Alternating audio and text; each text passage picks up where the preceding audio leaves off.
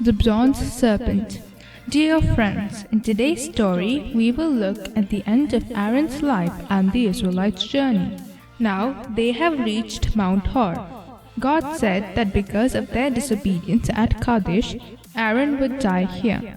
And so Moses was to remove Aaron's garments and put them on his son Eleazar. Thus Moses, Aaron, and Eleazar went up to Mount Hor in the sight of the whole community.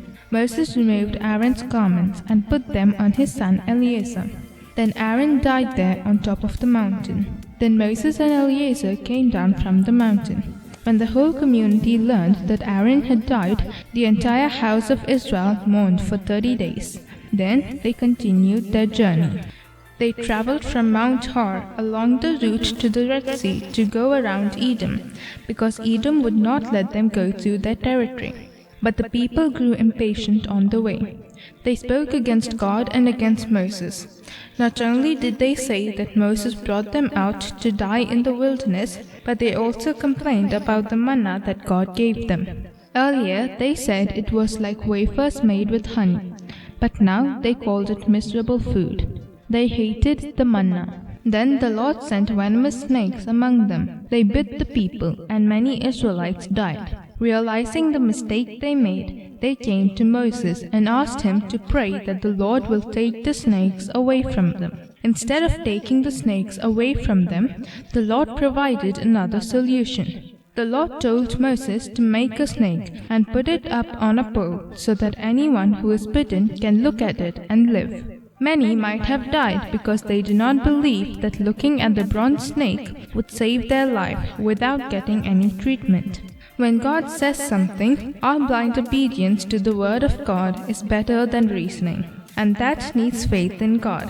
Even though God said that none who were counted in the first census of Israel would enter the promised land, now God has provided a way for them to be saved. Those who believed and looked at the bronze serpent were saved, while the others died. The Israelites moved on and camped at a place between Moab and the Amorites. From there they sent messengers to Sihon, king of the Amorites, and asked for permission to pass through their country. But Sihon would not let Israel pass through his territory. He mustered his entire army and marched out against Israel.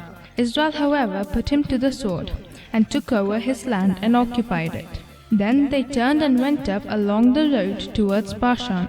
Og, king of Bashan, also mustered his whole army to fight against Israel. Even here God handed Og and his army over to the Israelites, and they took possession of his land. If Edom had let them go through their territory earlier, they would have been able to enter their promised land straight away. But now, because they cannot do that, they have to jump a few hurdles to reach their promised land. Thus, with preparation, they camped in the plains of Moab. Many events took place in that plain. We will see what happened in the next story. God bless you.